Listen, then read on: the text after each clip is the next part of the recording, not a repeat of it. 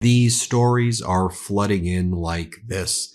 I thought Trump was going to make America great again. What is happening? I'm so sorry I voted for Trump. He's letting Elon Musk take over the government and it's not looking pretty.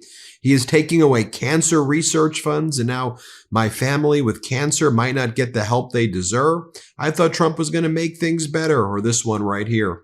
My daughter just showed me her EBT app and it said her benefits would now no longer be available through March. That's in Arkansas. I'm a Trump supporter and I'm trying to convince her not to give up on him. If you can please verify this for my state. Or how about this individual? A Filipino who identified himself as a Trump supporter in the U.S. is now in hiding because he is undocumented and afraid of being arrested. Or how about this one? My mom is a hardcore Trumper, bought the Trump coin at the top, is likely going to lose her federally funded job, also losing her state pension. She needed 18 more months to qualify. She still supports him though, still. Trump was right when he said he could shoot someone on Fifth Avenue. What about this right here? Let's work something out. Florida Trump supporter is begging Donald Trump, please let me keep my wife after ICE deports her back to Venezuela. Or how about the West Virginia GOP Governor Morrisey? Shocked, I tell you, by the government funding freeze, saying, quote, we'll have to talk to the administration about that. Over 50% of all state funding there is federal. I'll just read it for you. Governor Patrick Morrisey is responding to Donald Trump administration, issuing a freeze on federal loans and grants. The governor says his plan is to communicate with the Trump administration on how these freezes could impact federal funding West Virginians rely on for a variety of services and programs. Quote, what we're going to try to do is we're going to try to unpack that and talk with Trump and the Trump administration about that. I read about some of it this morning. We're going to learn. We're going to consult with them. Morrisey said, I think Trump is going to be an amazing president. I'm excited to work with them across the board. And we're going to have the chance, to look through it all together. I'm not going to say this again, but I'll say it one more time. Could you imagine if former President Biden did anything like this? Could you just imagine?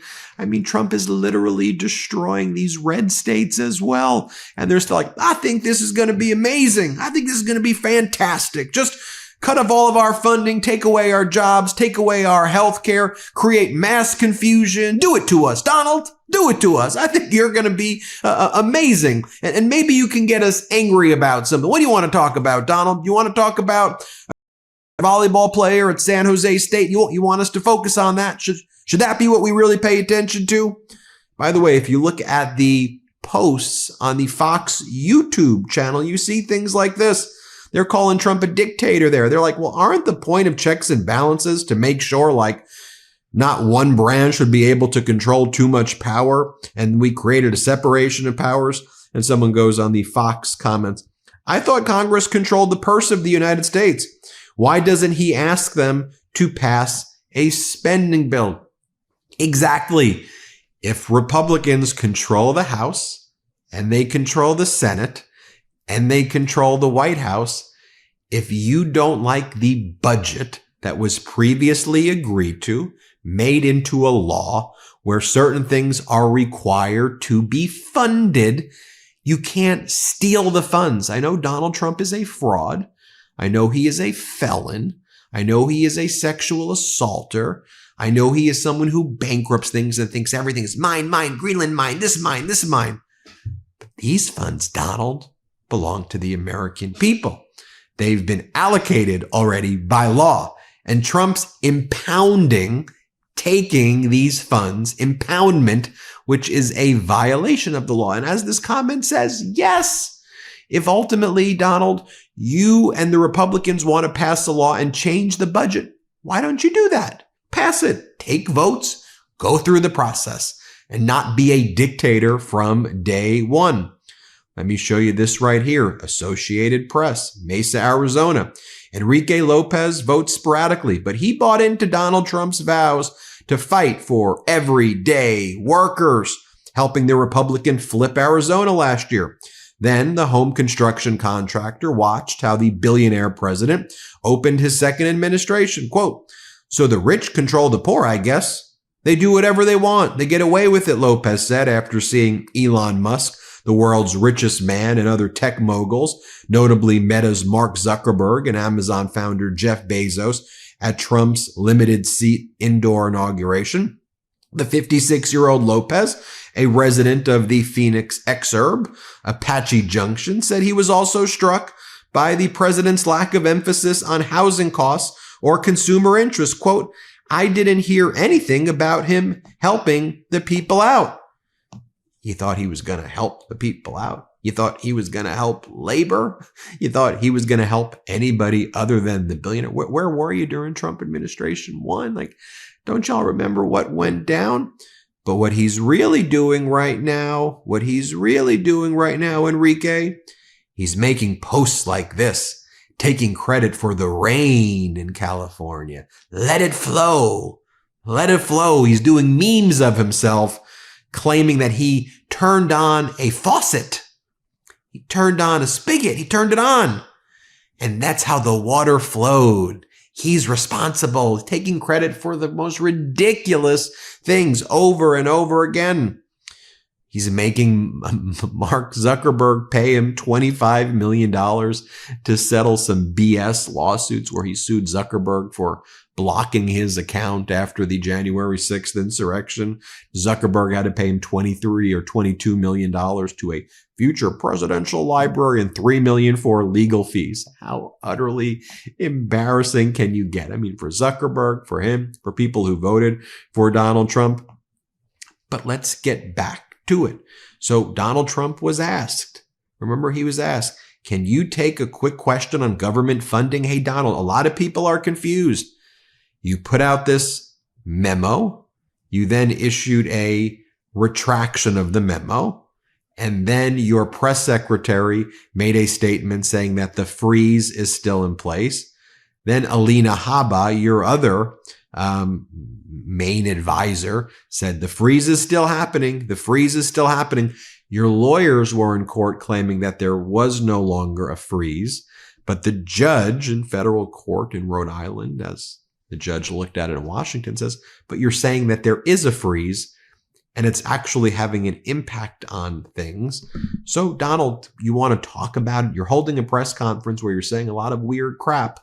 You want to maybe speak about the thing that people want to hear about right now? Like, are they going to be able to live tomorrow? And Donald Trump goes, yeah, I don't think it's appropriate timing.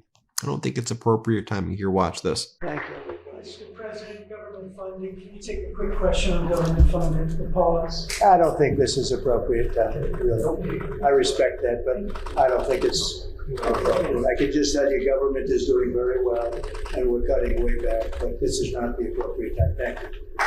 So again, what do they take credit for? What's the propaganda? What's the pivot, right? What's their latest version of eating the cats and dogs? How? How do they make you angry? What do they do? Here's what they come up with. Are you ready for it? They say, we discovered that Biden, remember Biden? We discovered that Biden was giving condoms to Hamas to make condom bombs. $50 million in condom bombs. One thing. None of that is true. Not even condoms. No condom bombs. No contraceptives being sent to Gaza. The United States did send internationally about $60 million in contraceptive aid as part of a broader aid package globally. None of that went to Gaza. There's no condom bombs taking place, but that's what they go to, because when you hear a big lie like that, you think to yourself, condom bombs? Some of it must be true. What aspect of it's true? Oh my gosh. Have you heard about condom bombs? WMD, weapon of mass destruction. They have you go there. None of it's true. It's all false. It's made up. But they go, look what we did. We're stopping those Hamas condom bombs from happening. Ridiculous. It's ridiculous. And meanwhile, your prices are higher. Housing's not more affordable. Interest rates didn't drop. because of Trump's chaos. But watch Caroline Leavitt talk about, or this is what they're saying on Fox about what Leavitt said in the briefing about they're targeting $50 million in condom bombs. Here, play this clip. So, dialing back to what we talked about yesterday, Caroline Leavitt said in the briefing that this was targeted at things like the $50 million that went to, she said, condoms in Gaza. Initiatives like that are still subject to this freeze. Anything that's impacted by those executive orders, there were, I think, 7 listed in the memo, but in the interim, the OMB has pulled back that memo itself because that barred communication between OMB and agency heads on what, in fact, was impacted. So that's the latest, guys. Well, judge for yourself, folks. Leopards eating faces, F around, find out, whatever you want to call it. I don't care if you're from a red state, a blue state, Republican, Democrat, independent. Don't give a crap about politics. Don't you see what Trump's doing with the billionaires? Don't you see how they're screwing you over? It's just, is it not that obvious? Thanks for watching. Hit subscribe. Let's get to 4 million subscribers. Can't get enough Meidas? Check out the Meidas Plus Substack for ad-free articles, reports, podcasts, daily recaps from Ron Filipkowski, and more. Sign up for free now at MeidasPlus.com.